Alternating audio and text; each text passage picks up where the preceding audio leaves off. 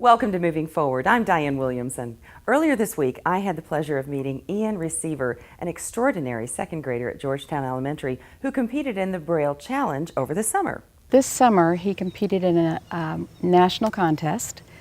Ian was one of 60 students chosen to compete in Los Angeles, California. Out of over 1,000 different kids who competed in regional contests, he and his family flew to California, where he had tests he had to perform. He had to do a spelling test.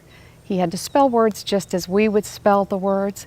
He also then had to contract them the way you would if you were a blind student, because print takes up so much more space. So contractions shorten it, so there's less space required. He also had to read a reading comprehension passage and then answer questions on that passage. There are 5 levels of competition. Ian was in the apprentice category, which is first and second graders. And for the state of Indiana, he placed first at the apprentice level. And he was only one of 2 first graders competing at the national level. All the other kids, the other 10, were second graders. Ian has been working with Braille for a few years. Probably since I was like 4 or 3 maybe. When I started in preschool, they knew I had one eye, but they tested me with print and with a little bit of print and a magnifier. Didn't work, so we had to start up Braille.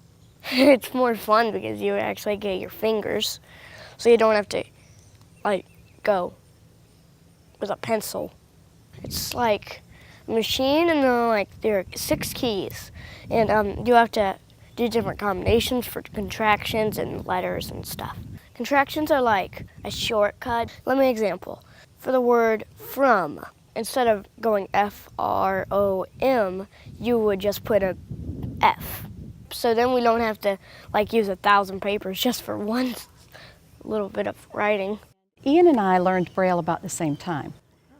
This job, I had worked for the system for 22 years in special ed, and then heard Ian was coming in and they needed someone who was willing to take on a challenge.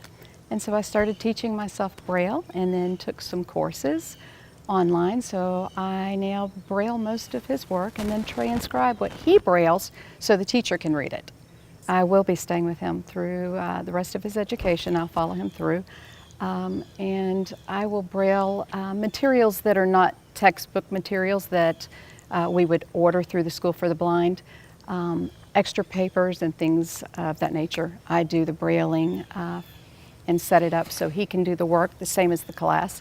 He does everything exactly the way they do it, but he has to Braille his answers. In doing that, teachers can't read it, so I write above it what he's written so that they can then grade his papers. That's quite a commitment. Yes, it is. I love it though. It's been a whole new area for me, and it just makes me feel like I'm growing again.